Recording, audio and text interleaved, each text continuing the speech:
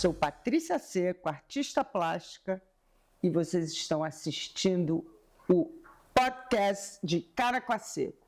E hoje tenho a honra de entrevistar para mim, que é o maior psicanalista do Rio de Janeiro, quem sabe até do Brasil, porque ele realmente é um gênio. O nome dele, não sei nem se precisava falar, Manuel Tomás Carneiro. E aí, Manuel, tudo bem? Tudo.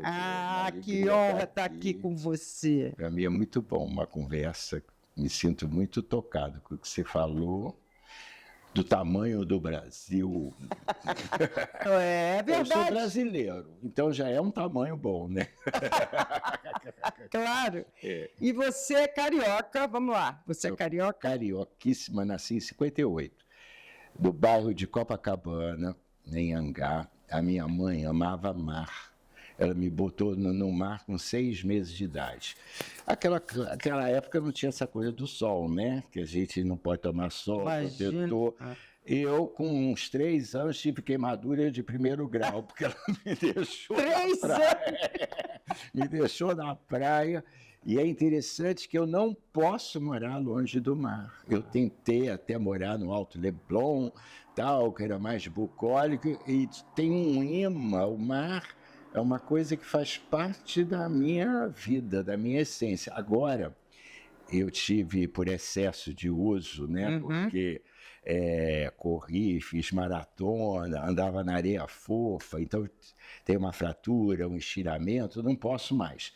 Mas aí estou fazendo hidro, que é água, mas o mar para mim é um elemento do átomo meu.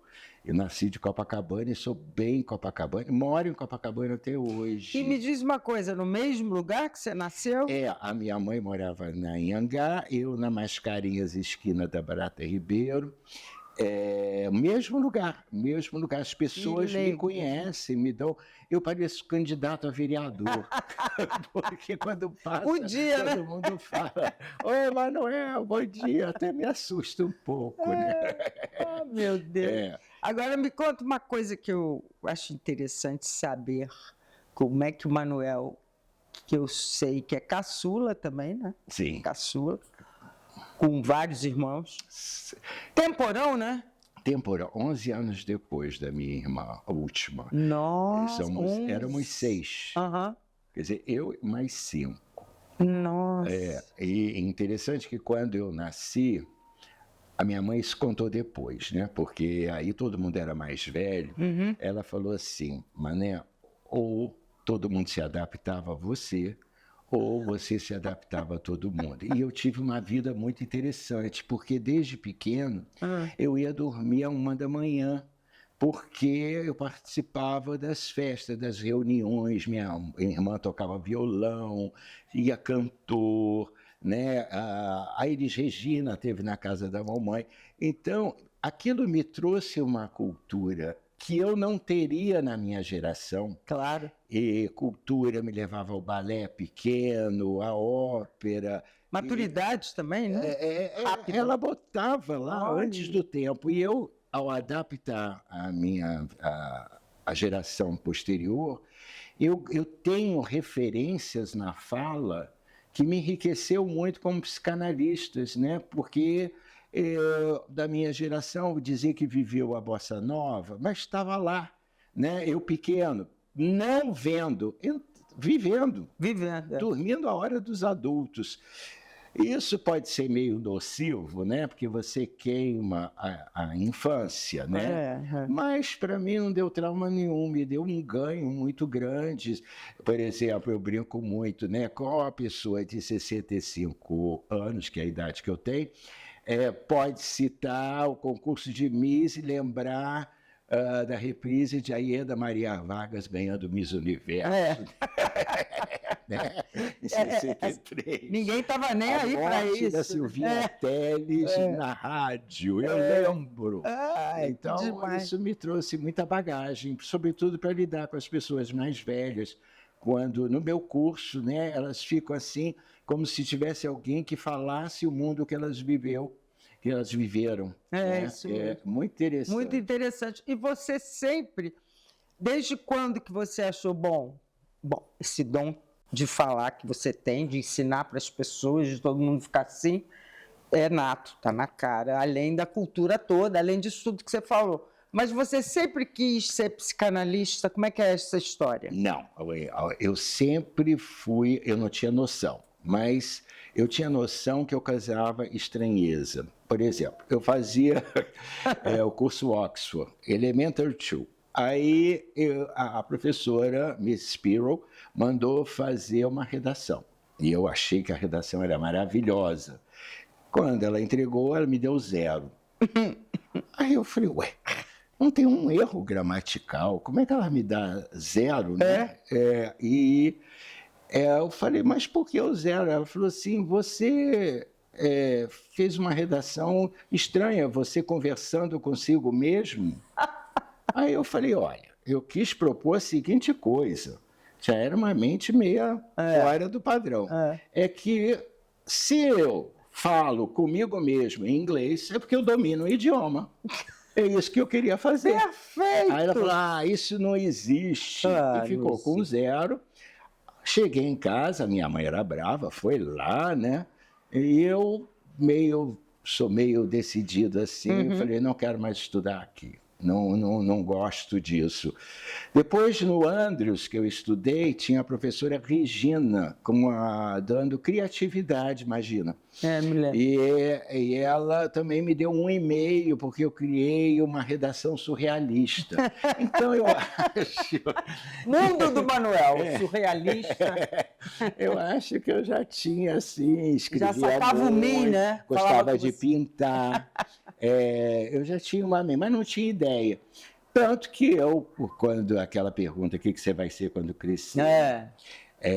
Ninguém pergunta como você vai ser quando crescer, né? Que você escolhe, sim, o que você vai ser. Eu não sabia, eu queria ser cirurgião plástico. Aí não passei em medicina, logo fiquei lá na fila. Aí fui fazer uma prova na Cândido Mendes, lá da vestibular, passei em 3º lugar para administração de empresas. E fui fazer.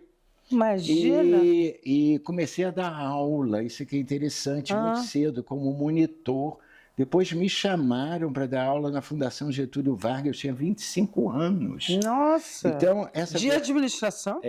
De administração. Eu tinha na Fundação Getúlio Vargas uma cadeira Organização e Métodos. Olha. E era o mais bem avaliado. Que legal! Tinha avaliação da turma, aquilo me surpreendia jovem e surpreendia a todos. Claro. E todos que davam aula lá, muito catedráticos, né, de terno, eu sempre muito informal. Eu sempre fui muito casual na maneira de vestir. Isso era a minha carreira. Mas eu trabalhava numa empresa, Supergasbras, tinha vários, não precisava bater ponto, porque era muito bom, né? Se fazia os trabalhos lá pelo Brasil, mas eu não suportava aquele ambiente. Não tem nada a ver, né, com você. Aí eu fazia análise. Foi fazer análise ou já fazia? Minha mãe me Sua botou mãe, né? Análise, muito interessante. Aí eu acho que aí que começou. Minha mãe botou em análise com 13 anos de idade. Olha. Viu? É muito bom botar em análise as pessoas desde Também cedo, acho. Viu? E ela botou e disse, Manuel, eu não vou ser uma mãe perfeita. Então, para não ficar dando trauma, eu me senti culpada com o filho caçula.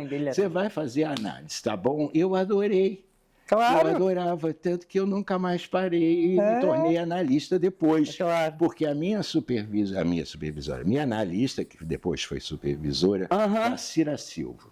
Ela era atriz e psicanalista. Então, até essa coisa da análise nunca foi muito ortodoxa. Isso. Tá. Aí eu tomei uma grande decisão.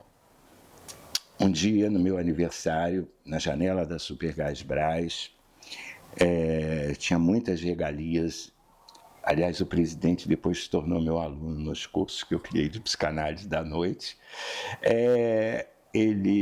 Eu falei para mim, Manuel, você vai fazer a pergunta mais difícil da sua vida. Mas você não pode mentir para si mesmo. Você vai aguentar esta vida que você está levando para o resto da sua vida? E aí? Eu olhei para a Baía de Guanabara Eu falei, não. Pedi demissão de tudo. E tive um acolhimento dos meus pais. Outra questão importante, né? Quantos anos mais ou menos você tinha aí nessa? Eu estava com 27 anos. E aí eu comecei a fazer a formação e eu tive uma ideia. Como sempre. Foi assim, uma ideia. O que você vai fazer na vida? Falei assim, eu amo dar aula. Eu vou criar um curso para ensinar tudo que eu estou aprendendo que me faz bem.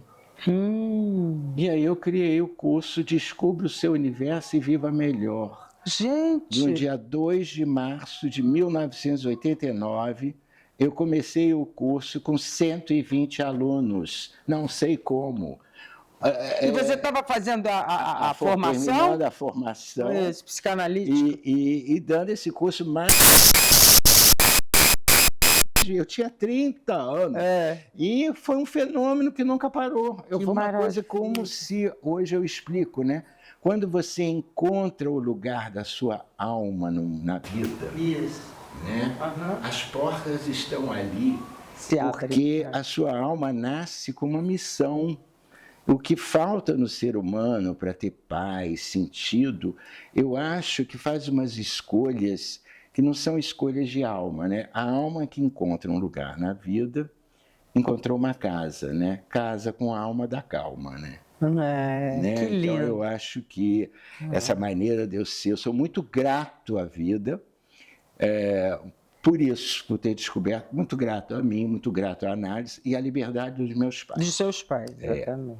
Eu sempre fui meio um caminho... eu não fui transgressor de rebelde, eu nunca dei trabalho. Eu sempre fui muito comportado. Não fui grande aluno no colégio, não gostava de matérias do colégio. Eu comecei a ser grande aluno, o primeiro aluno na Cândido Mendes, na universidade, e depois na escola de psicanálise. Assim. E você fez clássico no Andros?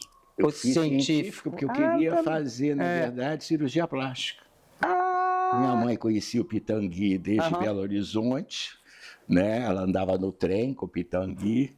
E tem uma história interessante, o Pitangui se declarou para minha tia, irmã da mamãe, tia Jejeca, como a gente chamava, e ela era alta. Ela falou, eu não posso comer a sua careca. E eles se conheciam por causa disso, né? Eu achava que eu queria ser cirurgião. Ouviu ali? Que eu desenhava muito rosto. E eu gostava de pegar o rosto, envelhecer e depois apagar com borracha para rejuvenescer. Que interessante. Eu passava horas. Um Photoshop manual. Photoshop manual. Hoje eu faço Photoshop da alma, né? Maravilhoso. Antes de falar, porque não é todo mundo, você é conhecido por bastante pessoas, mas tem outras que vão ver em outros estados que não te conhecem.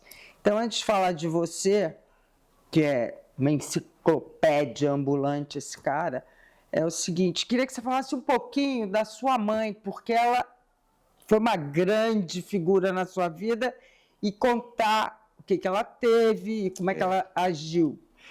Uma figura muito imponente. Virgínia. O Freud fala que o eu é precipitado porque ele se precipita em se modelar pelas pessoas que você admira. A minha mãe ela teve pólio com 10 meses de idade e aí foi com 5 anos sozinha para se operar em São Paulo. Ela me dava o endereço, Avenida Colômbia com os Estados Unidos, a casa que ela ficou, que ela viu o Zé Pilim passar, ela conta isso. E ela nunca se definiu, que a mãe dela, quando ela foi crescendo, queria que ela fosse freira, para ela não se decepcionar, porque ela tinha uma perna torta, com muitas cicatrizes, porque as operações, as cirurgias da época, ela nasceu em 24, em 1930 ela estava em São Paulo para fazer cirurgia. Era tão bruto o tratamento que ela tinha que nadar na piscina gelada de manhã, uma nadadora alemã, e enfiavam ela dentro do bucho de boi, porque disse que curava a poliomielite. Ela tem traumas, milhões de coisas. E ela dizia para a mãe dela que ela era muito romântica para ser freira, que ela ia ser um problema com os padres e que ela ia se casar. E ela era namoradeira, apesar de todo aquele defeito. Ela namorou uns mineiros aí que ficaram até bem conhecidos na época, mas na Praça da Liberdade, conta ela tinha 16 anos. As meninas ficavam dentro e os homens rodando do outro lado. Que barato. Aí que tinha um homem louro, de olho azul, que meu pai tem origem holandesa, que piscou para ela. E ela não pensou que era um cisco. Teve certeza que era. Não pensou que era um cisco. Que era para ela. E ela perguntou para o primo dela: quem é esse? Falou: é o Paulo que estuda engenharia. Ela disse: é o Paulo. Tá. Eu vou namorar esse Paulo. Ela era muito definida. Se casaram, e eu acho bonito porque ela fala que o Paulo fez ela mulher, fez ela ter coragem para dirigir, com toda a dificuldade dela ser um carro adaptado, não. E ela queria ter filhos. E não podia, né? A mãe, os médicos diziam que ela não ia poder, que cada parto dela ela ia morrer. Bom, quando ela me teve como caçula, já com 36 anos de idade, para a época era muito, na época? 1958, e ela com o problema dela, ela teve que ficar 9 meses deitada. Quer dizer, para me ter já foi uma coisa muito difícil. Então eu digo que eu sou filho da coragem. É mesmo. Isso legal. E mamãe, então, foi uma das fundadoras da BBR. Isso. Foi presidente da BBR, né? Elas alternavam Malu Rocha Miranda e ela. Foi diretora da BBR durante 25 anos. Depois, quando ela viu que não conseguia mais caminhar naquele hospital, que já era grande, ela saiu porque ela me ensinou uma coisa que eu guardei para sempre. A gente não espera a decadência para sair das coisas. A gente sempre sai no auge, viu, Manuel? Aprenda isso. Que legal. E é por isso que eu saí da BBR, porque eu sentia minhas dificuldades. Aí ela foi trabalhar no Banco da Providência. Com a minha tia lá. Com as prostitutas. Com as prostitutas. Com o setor das prostitutas. Que legal. E depois ela virou palestrante e foi convidada pelo Nixon para rodar os Estados Unidos, deu palestra em Oxford, deu palestra na Suíça sobre a polio e porque ela tinha fundado o maior hospital beneficente, né, de reabilitação da América do Sul. Exatamente. Né? Elas legionárias mas ela tinha o cargo, eram todas legionárias, nenhuma ganhava. E realmente, para mim, ela era um vulcão. Eu não via a imperfeição dela, fui realizar depois que ela mancava. Legal. Claro, porque ela era toda cheia de si, fazia ela tudo. Ela era o rosto, né? Ela era o rosto. Aí eu aprendi a coragem, e com meu pai, eu aprendi a essa capacidade de não se sentir menos por ele ser um pouco o partner dela, né? Sim. Ela era a luz, né? Em tudo que ela chegava, pelos empreendimentos. Agora, ele foi um engenheiro muito bem sucedido, um dos construtores de Brasília. Ele teve a carreira dele, mas muito reservado. Eu tenho esse lado. Você tem os dois, né? Tenho. Tem o da sua mãe. Socialmente, mas eu preciso desse lado do meu pai. Também acho que você tem sim. Bem claro, sabia? Eu tenho isso. E a ternura dele. E ela me ajudou muito, né? Quando eu quis criar o curso.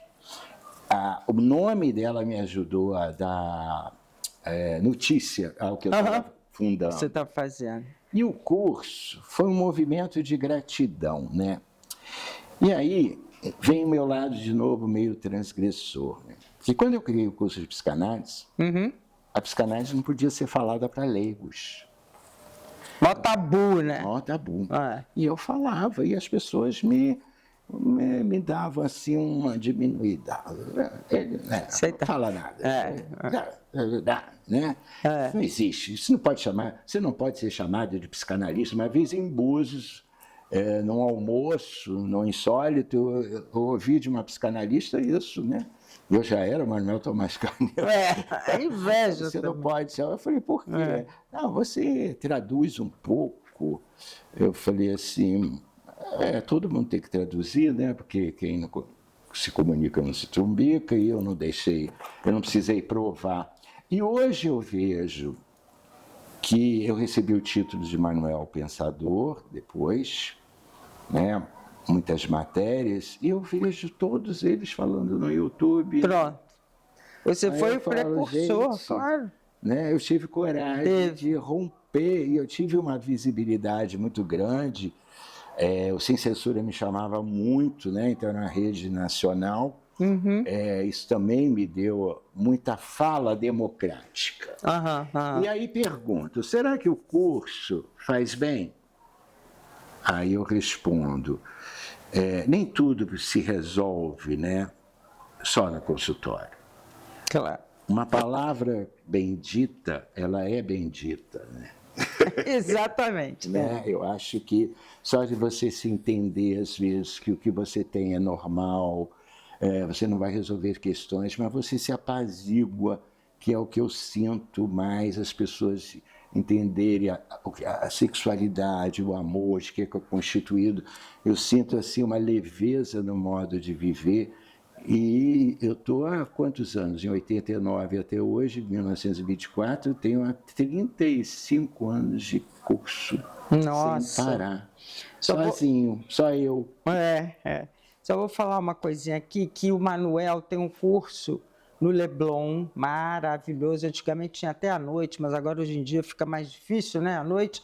Então é toda terça de tarde, é maravilhoso. E o que você falou que apazigua, eu entendi, porque eu também faço curso. Só do Manuel, só de você falar que, um caso, sem falar o nome, claro, as pessoas ali não se sentem sozinhas, apazigua. Isso. E quer dizer que o Manuel está falando de uma coisa, de uma pessoa que eu também estou passando por isso, claro. Pensando, a colega, tudo. Então, isso é muito interessante. E há um tabu do que é ser normal. Exatamente, porque somos todos, como é que você fala? Aí você se olha para você, você fala, eu não sou normal, eu não sou tão feliz, né? E aí eu retomo o que o Freud dizia, né? Nós somos os normais neuróticos. Isso. Nós somos normóticos. Todo mundo tem a sua encrenca, a sua limitação, a sua memória. Mas o que a gente tem que aprender na vida, no fundo você pode fazer 200 anos de análise. Mas o que você aprende na vida, né? Você aprende a viver não com aquilo, mas através daquilo. Você ultrapassa aquilo. Aquilo vai ficar na sua história, mas você não é definido por aquilo, né? É igual dor. A gente tem uma dor na mão, a gente não é a dor, a gente contém uma dor. Tem gente que se define pela dor, né?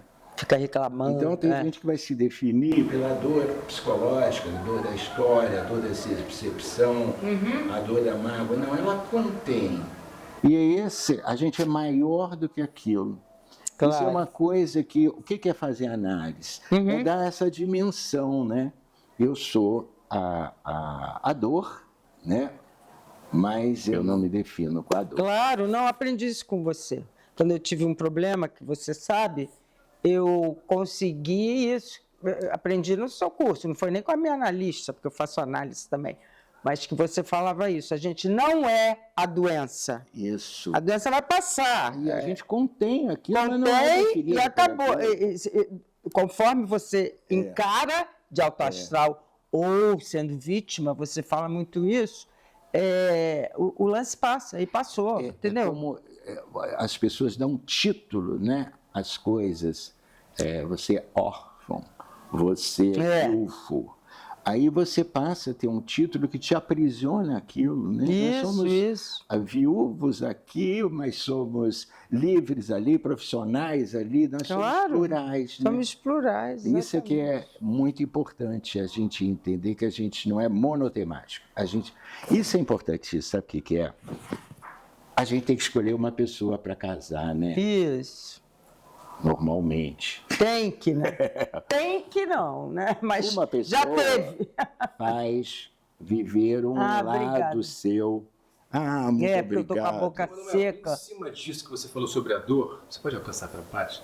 Você acha que nós estamos passando por um momento que muitas pessoas estão se arriscando em clínicas clandestinas ou procedimentos em excesso? Você acha que essa estética que parece ser uma busca da perfeição é uma grande dor? É uma grande dor. Boa pergunta. Que o mundo é boa pergunta, isso. Nós, para vivermos, nós temos que ter o quê, né? Nós temos que ter padrões. Padrão. O que é o amor? O amor é isso. O que é a felicidade? A felicidade é aquilo, né? O que é ser normal? Aí tem o belo. E hoje nós temos as técnicas para sermos o quê? Os excessos, as técnicas. A medicina da imortalidade, a medicina da juventude. Também pode ser usado, né, o coach psicológico da perfeição, a supremacia, a soberania da felicidade. Então, quando você olha para você no seu espelho da alma e reconhece que tem um traço ali difícil, você vai procurar uma análise, mas tem que tomar cuidado para você não procurar zerar você na sua condição humana. Né? Você não vai ser divino, você vai ser humano. Você contém histórias. Quando você olha no espelho, olha seu rosto, seu corpo, os recursos são tantos para a gente ser perfeito e atingir lá, que você começa a achar que você não é válido em existir, que você não vai ter visibilidade, que você não vai ser palatável, né? Não vai ser desejado. Então você paga um preço muito alto para se sentir incluído. Então, a inferioridade psicológica, a inferioridade física que traz esses complexos, com as promessas das tecnologias, estão levando esses absurdos das pessoas se transformarem. E hoje está começando a desconstruir. Pessoas que modificaram o rosto estão querendo agora desconstruir e voltar antes, porque elas não estão se reconhecendo, porque fica meio plástico demais, né? Tira Totalmente. É igual colocar excessos de tudo no rosto, né? E você perder a mobilidade. E a naturalidade. Outro dia, uma pessoa virou para mim e falou assim, você é tão bonito, você devia botar um botox aqui. Começou. Aí eu falei assim, puxa, mas se eu botar um botox aqui, eu vou deixar de ser o pensador, né? É isso mesmo. Então, essa ruga intelectual. Claro, imagina. E é interessante, porque depois de um tempo me falaram onde eu preencher aqui, e quando eu era novo, eu escutava o contrário. O dia que você amadurecer, você vai ficar um gato. Quer dizer, é a sociedade, né? Então, você acha que é coisa de autoestima? Mesmo. Porque jovem está fazendo isso. Porque o padrão, né, da perfeição do corpo, de ser cancelado porque você tem 1 centímetro a mais ou 1 centímetro a menos na formatação do rosto, né, o nariz. E você vê que... eu lembro de Barbra Streisand, né, com aquele nariz tão bela. Né, vê, se ela fosse hoje, ela teria feito. Teria. Né? Então, teria diminuído o nariz. E ali tantos filmes e tantos Oscars... Não, que interessante. Então, é o que o mundo define como uma moda. Né? Mas está demais, né, Manuel? Porque nós chegamos à sociedade da tecnologia. E aí tudo corrige. Tudo corrige. É um Photoshop existencial, é um Photoshop físico e um Photoshop psicológico. Né? Inteligência artificial. Então você fica constrangido de dizer que você sofreu uma perda, ou foi traído, ou a mãe te abandonou um pouquinho, um tempo. Você tem medo dessas rugas psicológicas, isso é humanidade, né? Ninguém à luz do meio-dia é perfeito. Ninguém, isso é tão bom de aprender. Isso é uma das coisas que eu tenho no curso, essa humanização, para ver se desconstrói um pouco. Lógico que eu não alcanço, a minha fala não alcança o universo que eu gostaria para desconstruir de vez isso. Mas se cada um começar a ter coragem de ser a sua condição à luz do meio-dia, imperfeita, com as suas histórias, e com as suas histórias genéticas também, que te dá o seu rosto, e ver, né, que o que sai de dentro parece piegas, né, mas é o que fascina as pessoas. É o que dá a luz.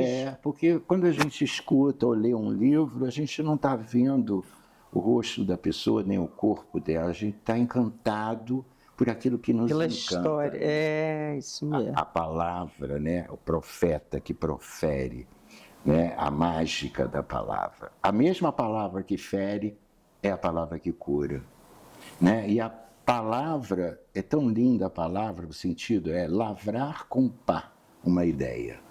Palavra. Olha, palavra, lavrar com pá uma ideia. Maravilhoso. Né? Então, a palavra, ela te lavra, ela te aduba, ela te renova ou te destrói.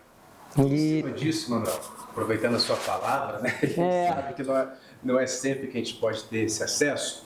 Eu sempre penso o seguinte, tem uma geração que está em 20 anos indo, digamos assim, entre aspas, né? Mas tem uma nova geração que está surgindo.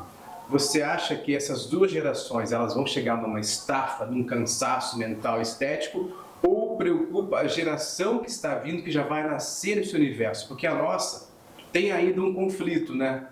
Cara, eu estou buscando uma coisa mais natureza, não quero mais tanto isso, quero só melhorar um pouco a minha autoestima, mas não quero me modificar totalmente. Mas a geração que vai nascer desse universo de tecnologia, de telefone, da estética perfeita.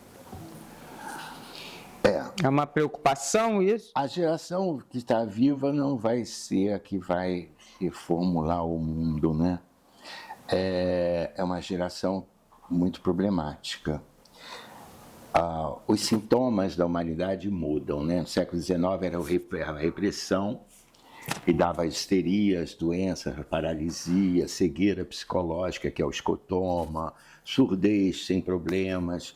Aí vem Freud, descobre, por isso que ele é imponente, esse aspecto, sobretudo nas mulheres. Ele é, de uma certa maneira, o marco de uma possibilidade do feminismo, né? A mulher passa a ter palavra, junto com os escritores, autores e as sufragistas feministas. Bom, mas o que acontece? Hoje o sintoma não é a histeria, hoje não é a repressão, a liberdade excessiva. É o contrário, interessante. E aí todo mundo perdeu a calçada. Como é que é dirigir um carro se você não tem as laterais definidas? É muito mais difícil você se conduzir. É mais tenso. Você não sabe muito bem se manter numa linha. Hoje a sociedade traz para os jovens, sobretudo, né, essa falta. O que é certo? Será que eu casar, ficar com uma pessoa é careta?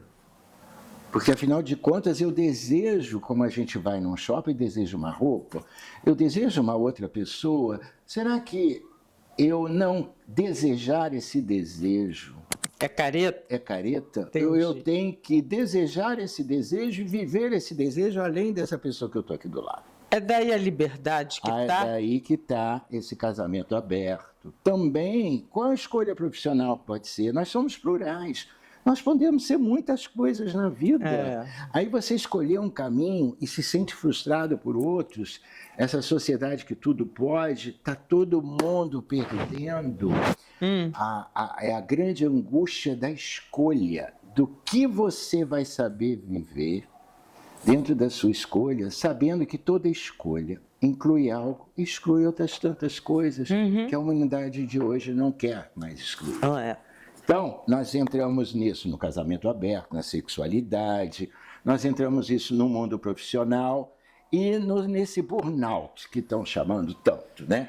O que é o burnout? Eu me cobro ser perfeito, eu me cobro ser tudo isso.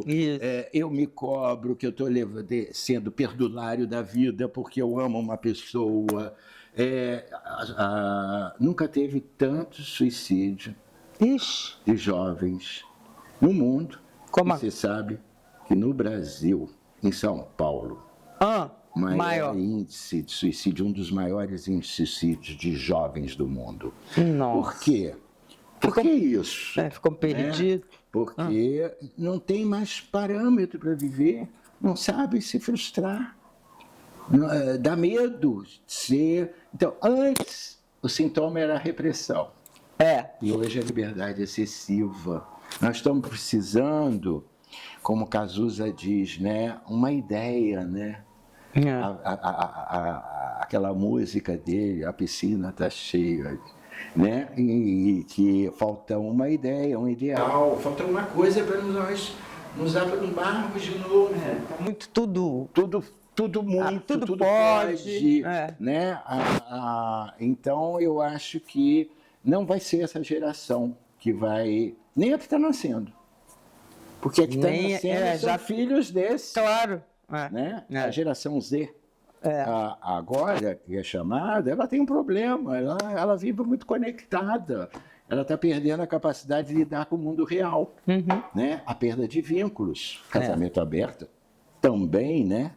É uma perda de vínculos, né? Porque como nós podemos, não é que eu seja contra, mas tem que refletir muito qual é a motivação de você está buscando isso. É uma hipnose coletiva de uma tendência ou é uma necessidade sua verdadeira? Então, isso tem que ser por isso a importância da análise também. As análises, sim. Eu acho que a vida, como diz, né, a filosofia grega, a vida que vale a pena ser vivida é a vida refletida. É claro, a consciência. Agora, a massa humana vive muito no sonambulismo, né? É um viver sonâmbulo. E vai tentando tapar a infelicidade com compra, com ódio. Com inveja. Com inveja, com destruição do outro. A inveja é uma reivindicação infeliz do eu, né? Você olha uma coisa que você gostaria de ser ou ter e você vai destruir.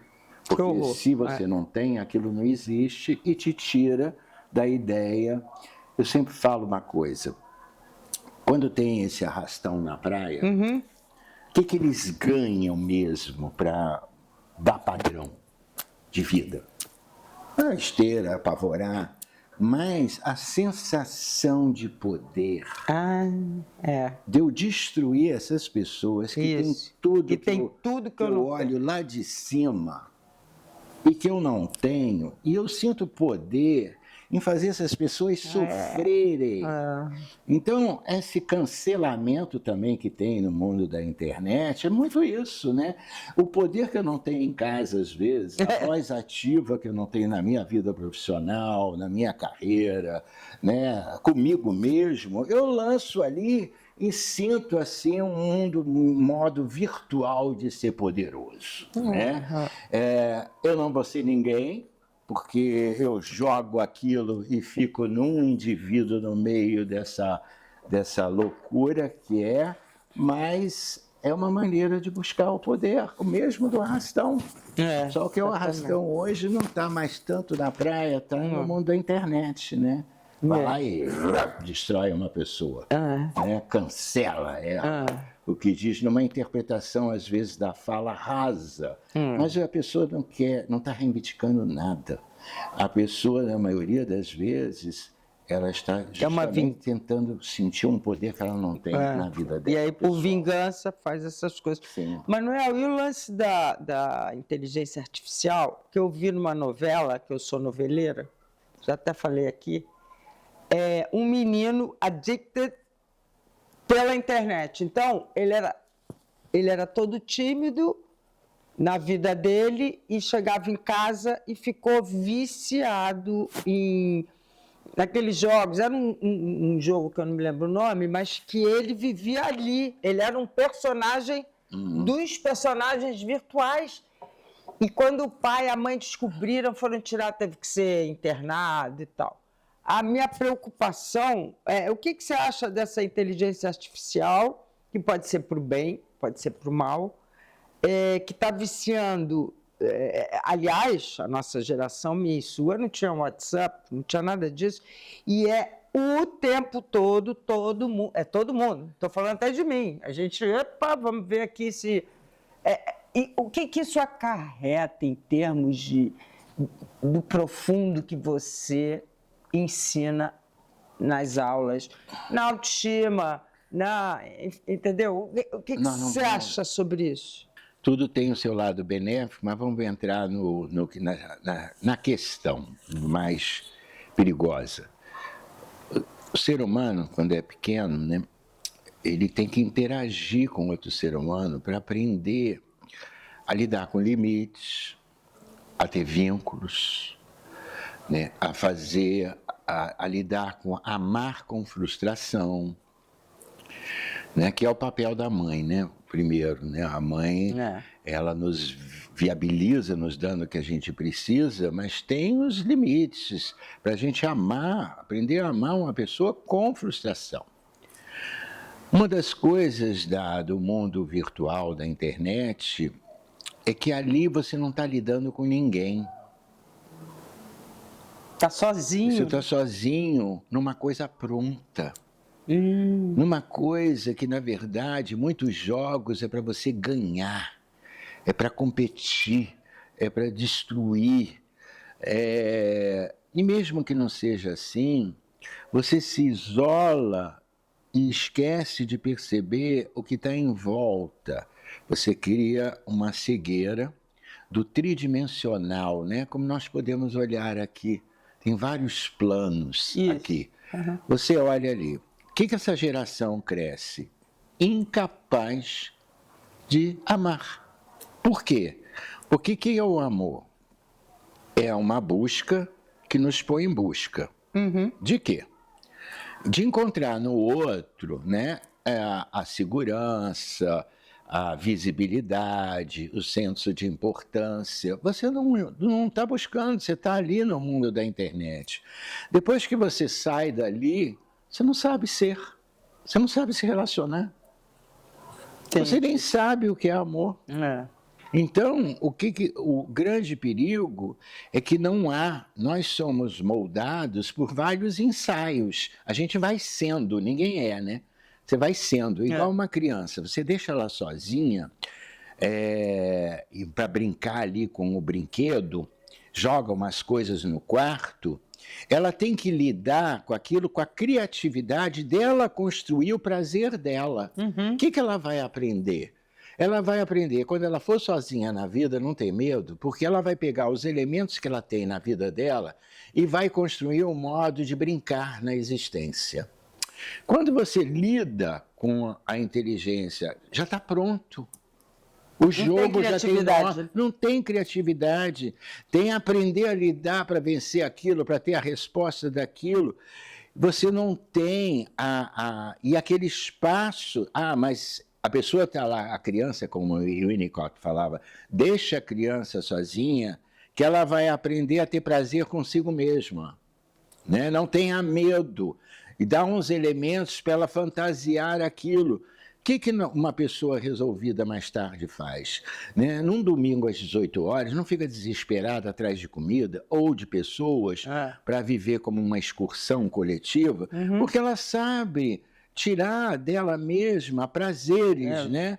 Ou, se ela desconecta no mundo virtual como as crianças, não tem isso. Tudo está pronto. Que loucura, hein? Então ela quer uma vida pronta. E ela se torna, com isso, às vezes, irada. Tem uma raiva de quando a vida, ela liga um start e não está pronta. As pessoas não funcionam como ela precisa, o dia não está funcionando como ela precisa, E pode chegar a um extremo de aprender a colocar no real aqueles jogos de bater, de matar, Exato. né? Porque a vida é um ensaio, né? Uhum. De você vai sendo.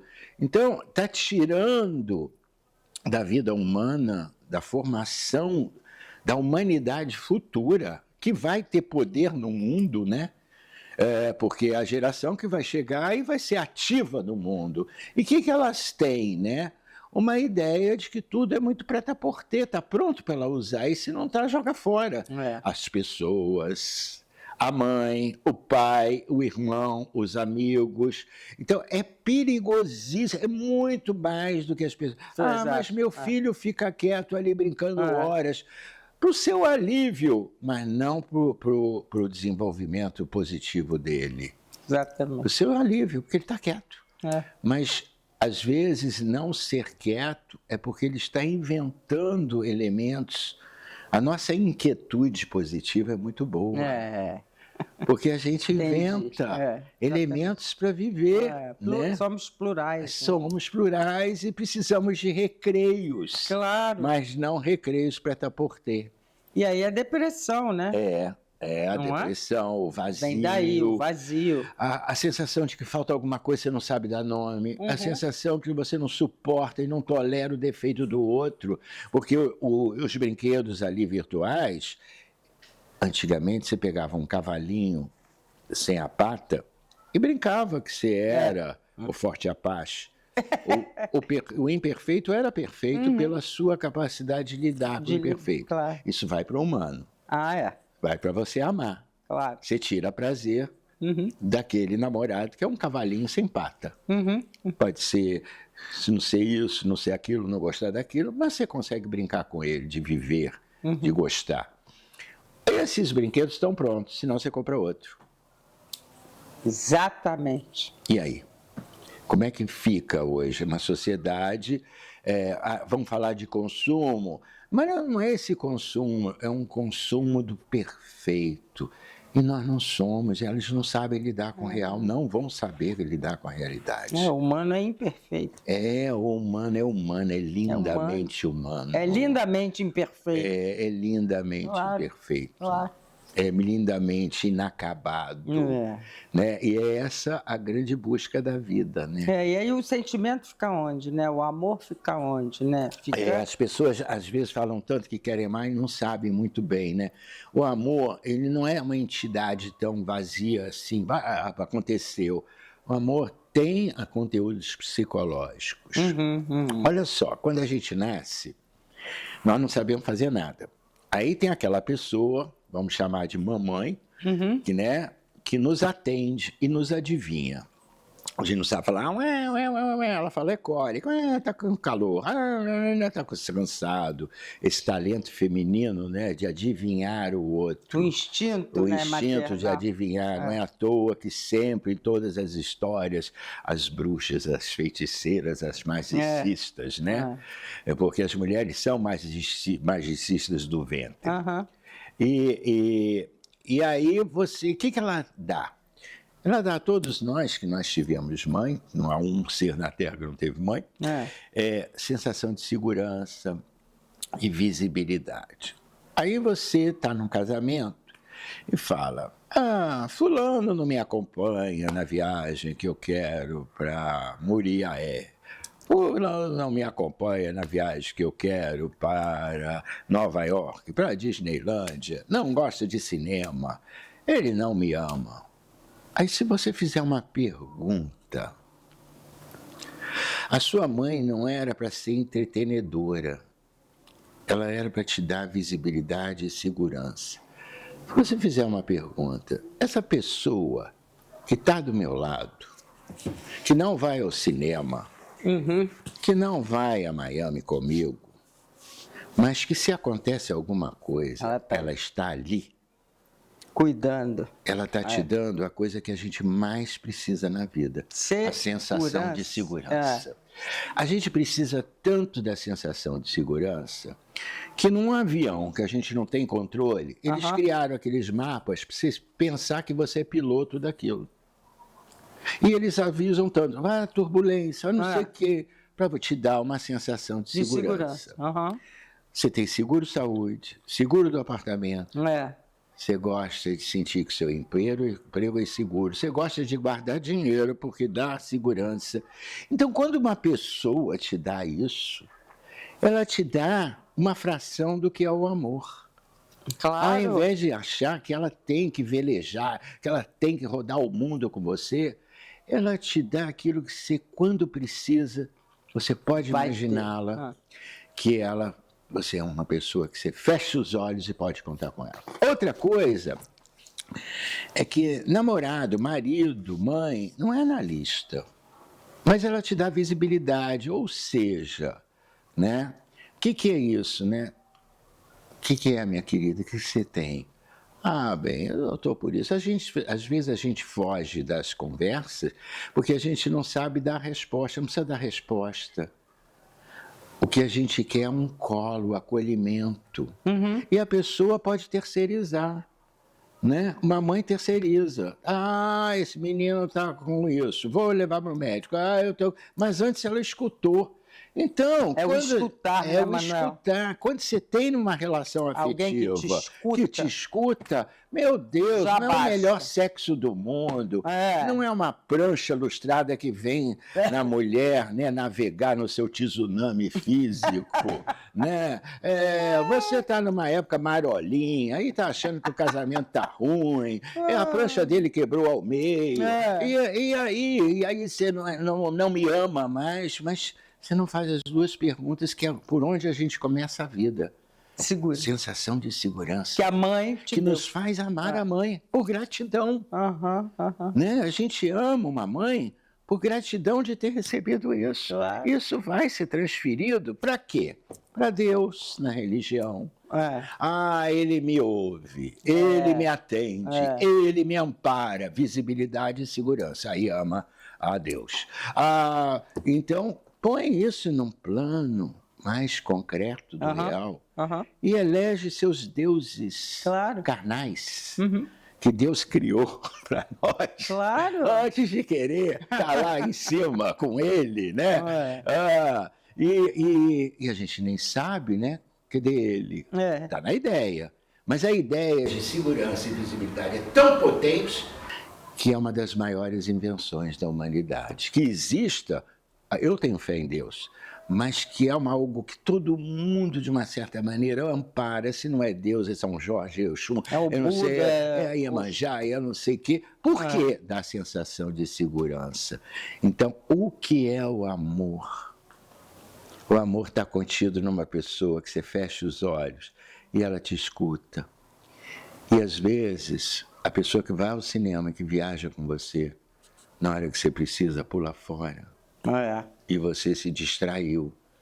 Põe isso em outro plano, no plano das excursões existenciais.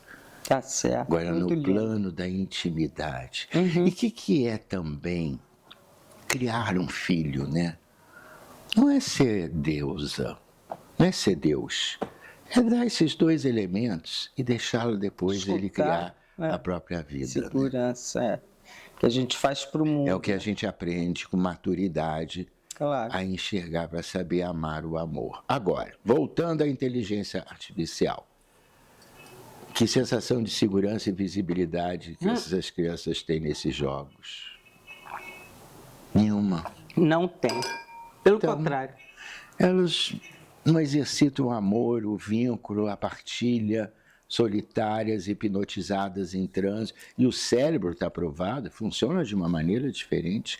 E depois, quando eles perdem aqueles estímulos, eles entram em depressão. Porque o cérebro não é estimulado mais por aqueles estímulos visuais e auditivos. É uma loucura.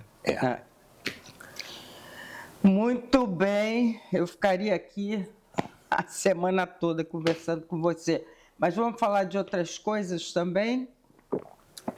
Você me fala desse livro. Esse livro é uma alegria. O que aconteceu com esse livro? Conta para nosso público. Eu acho que é isso, né? A Patrícia gosta de tirar fotos, né? E quando ela estava no Vietnã, a temporada do Vietnã, para conhecer o neto, que ia nascer lá, ela começou a tirar foto do Vietnã, que, aliás, é um lugar que eu não conheço, que eu gostaria de ir, por isso também me atraiu muito. E ela começava a publicar as fotos e eu comecei a refletir. Porque uma das coisas mais importantes que a gente pode ter também na vida é aprender a atenção reflexiva, né? Você de tudo tira alguma coisa. Você leu um livro que você não gostou, mas sublinhou algo, o livro valeu a pena. Tá. O filme é chato, sai dessa dualidade, é bom ou é chato. Mas você conseguiu ter uma atenção reflexiva e até naquela história você tira um modo pelo qual você não gostaria de viver. Ela te ensina como não viver aquela versão de vida, né? Quando você mostrou as fotos e publicou, eu comecei a escrever. E você ainda me pediu mais. Reflexões. Do cotidiano, não tinha ideia de livros. E eu comecei a pensar. Porque eu acho o seguinte, desde pequeno, quando eu voltava da missa da Candelária no domingo, eu olhava o Cristo no aterro, que minha mãe saía daquela missa de meio-dia, né? E aí, depois a gente ia almoçar em algum restaurante. Tinha Maria Teresa Vaz, antigamente, lá em cima no Empire. Nossa, isso... Aí tinha outros lá, Nino, aquelas coisas daquela época, do Rio de Janeiro, de Copacabana, cheio de charme também. E eu ficava olhando o Cristo e pensava.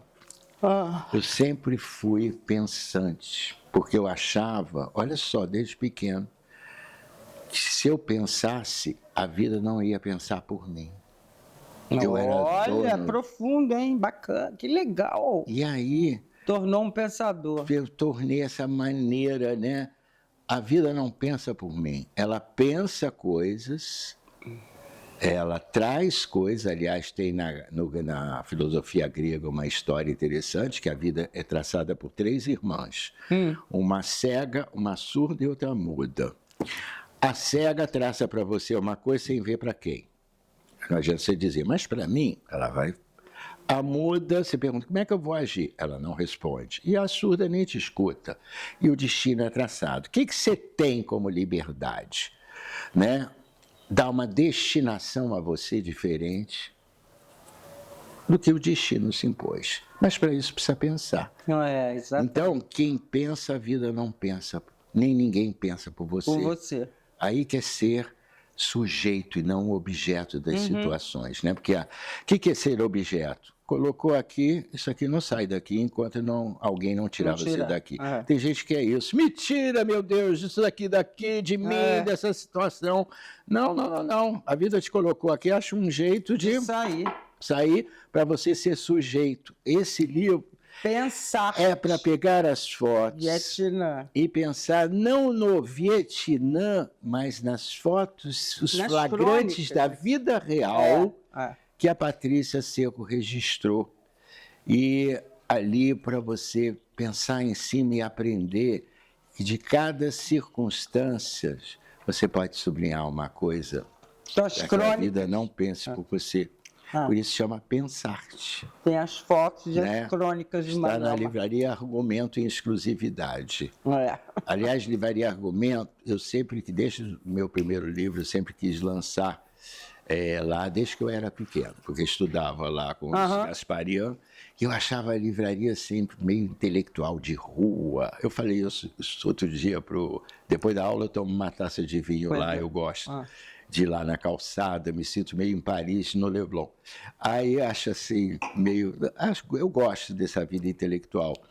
Esse modo de estar numa livraria e estar lá, e porque eu sempre quis manter as livrarias vivas.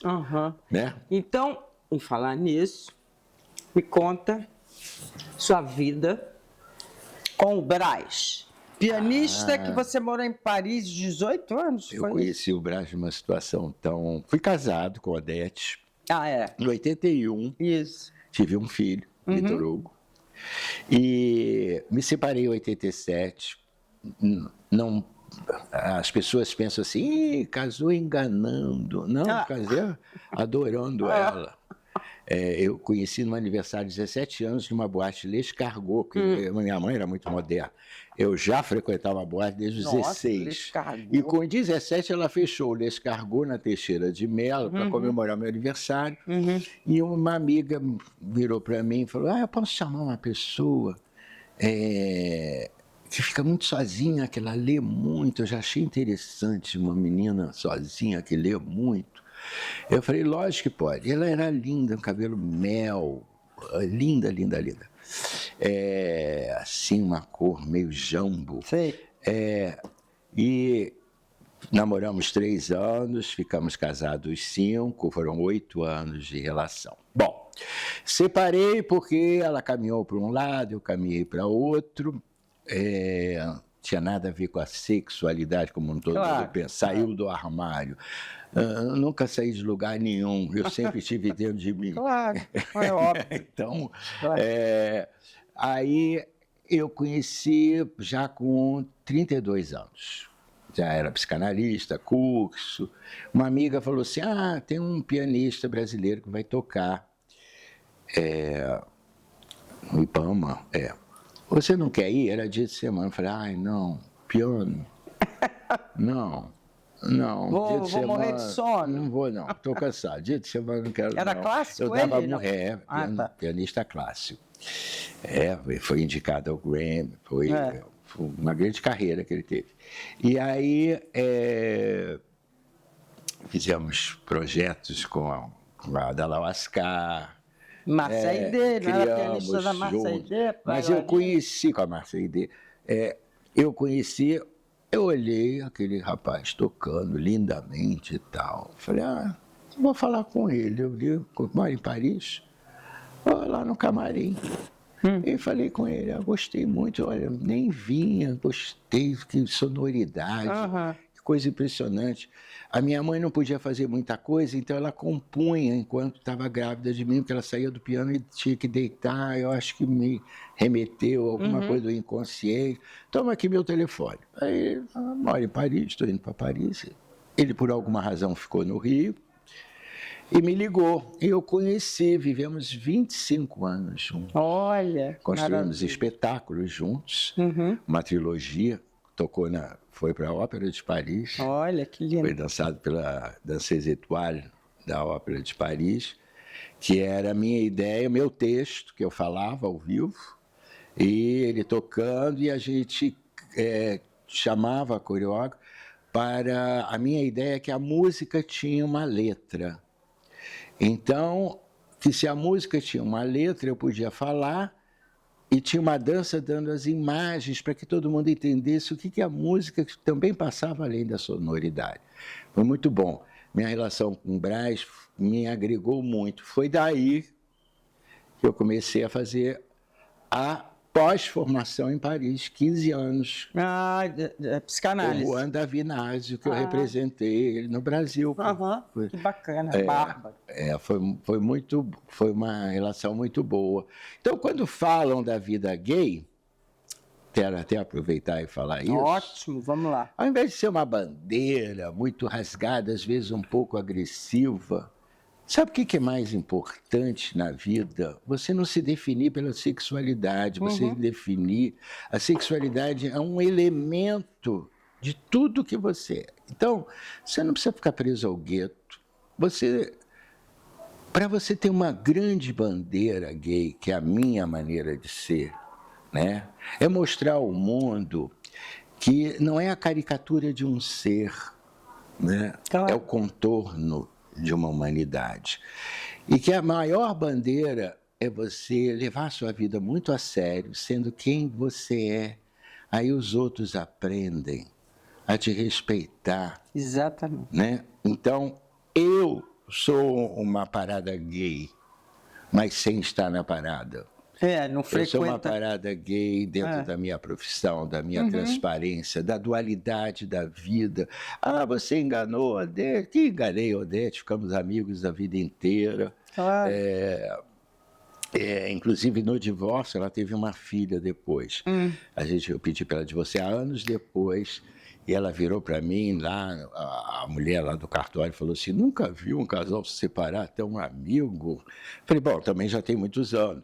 Mas aí ela disse assim, Manuel, eu estou bonita, estou chique. Bacana. Falei, estou. Legal. Muito. Porque a Mariana disse que para te encontrar, Tinha eu que- tinha que estar perfeita. Mariana é a filha. Filha Que demais. dela, né? Lígia Parada que somos nós. Não é? Então é isso aí. Você é não isso. acha, última perguntinha aqui, você não acha que a pessoa se apaixona pela pessoa? Uma pergunta minha, né? Eu sou hétero, mas... Porque teve uma amiga que falou, ficou com medo naquela época de contar pra mim, que tinha virado gay, sei lá o quê. Aí falou, Patrícia, mas não foi por ser mulher, foi que eu me apaixonei pela pessoa. E aí o resto é continuidade? Ou você acha que está dentro de você? Não, eu acho que tem um desejo. Tem um desejo sexual, Tem né? um desejo físico, tem. Tá. Eu não acho tão assim, alma, psíquico. Muito abstrato. Agora, eu acho que se você ama uma pessoa por aquilo que você admira, né, por aquilo que você quer colocar na sua vida, agregar. Agora, tem que haver desejo. Claro. O desejo é importante, o desejo, a atração, né, pelo corpo. Não é viver também orgasmos múltiplos, como se falou uma época, né, rodar no lustre, para poder ter a posição do ponto G. Né? Claro. Encontrar o ponto G era quase uma bússola. Vamos lá, GPS, onde está o seu ponto G? Não é bem isso. Mas tem que haver o desejo. E em mim houve o desejo pelas mulheres que eu... Não só foi Odete, depois que eu me separei, eu me namorei com a modelo, a Jéssica, depois a Bianca. Mas... depois, eu acho que é meio que o Giannichini falou ultimamente numa entrevista, né, quando condenaram ele, porque ele está fazendo Priscila, e ele disse, para descobrir esse feminino em mim, eu tive que ir em análise, isso me fez maior. Eu acho que é isso, a gente não pode se encurralar, né? O ser humano é vasto, como o universo. Pois é, muito bem. Agora eu quero falar o seguinte para vocês, que este é o meu livro de cabeceira, que é do Manuel Tomás Carneiro, que ganhou o quê mesmo? O livro chama-se Pense Bem, Ideias para Reinventar a Vida. Até hoje, falei com o Marcos Gasparian, terça-feira. Marquinhos. O dono da... Gasparian, da Argumento. Foi o maior lançamento Foi isso. do Rio de Janeiro até hoje. Exatamente. Uma noite de autógrafo. Muito bom. Eu levei um susto. Maravilhoso. E ficou em primeiro lugar uma semana. Depois o padre Marcelo Rossi me ultrapassou. É bom, é o padre, né? Mas eu ganhei um prêmio muito interessante, uma história bem engraçada, porque a gente não recebe mais correspondência em preto e branco, em casa é tudo por e-mail. Eu recebi umas Folha de São Paulo. Eu falei, é para eu assinar. Aí, um tempo depois, Folha de São Paulo, preto e branco. Aí, Folha de São Paulo, eu falei, eu vou abrir. Mandando eu entrar em contato, que eu tinha ganho um prêmio. Olha! Com esse livro. Com esse livro, lá em São Paulo? Em São Paulo, ganhei um prêmio da Folha de São Paulo, e outros vieram depois, que é um dos 10 livros para refletir que você tem que ler na sua vida. Eu levei um susto. Muito bem. Agora, E pense bem, porque é igual pensar-te. Exatamente, pensar. E isso foi um estímulo da Gisela Amaral e do Ricardo Amaral. Né? A editora era dele, né? Isso mesmo. Né? Deixa eu te falar uma coisa, parece piegas, mas eu acho bem legal falar, porque eu estou preocupada mesmo com essa geração de meus sobrinhos, dos meus netos. O que você tem como conselho, como aula, né? Porque você é um professor, para essa geração, ou para as mães das crianças, ou para quem você quiser? Nós temos sempre pensamentos que nos norteiam, né? aliás, nos orientam, né? Porque antigamente as sabedorias vinham do Oriente, por isso me orientar. Exatamente. E o Norte, porque vinha do hemisfério Norte a sabedoria, me dá um Norte. Me dá um Norte. E a gente tem que ter esses orientes, né? Que nos orientam. Eu tenho 2 princípios. Eu acho que no mundo da fartura, dessa promessa de quem não tem também se endivida para ter, menos é mais. Boa. Isso é uma coisa. Menos os pais, menos expectativas, menos necessidade de satisfazer tanto. De comprar. Menos esperar tantas coisas. Não é ser medíocre, não. Menos é mais, né? Em muitas circunstâncias. E a outra é que nem tudo que é bom faz bem. É verdade. Né? Então, pode ser muito bom comer muito, mas não faz bem. Muito bom beber muito, mas não faz bem. Né? Muito bom falar as verdades, mas não faz bem. Muito bom jogar ódio, extravasa, uma catarse por aí, mas não faz bem. Então, um dos princípios não é olhar se aquilo é bom. Isso é bom demais. Mas será que tudo que é bom nos faz bem? Nos faz bem? Pois é. E às vezes menos é mais para fazer bem. Exatamente. Não que elimina o vinho, menos é bom e aí vai fazer bem. Claro. Muito bem, Manuel, adorei. Eu também, obrigada. As pessoas têm que saber que isso aqui é alma gêmea. É verdade. Eu não vou fazer análise por isso. Então, até o próximo episódio de Cara com a Seco. Aguardem.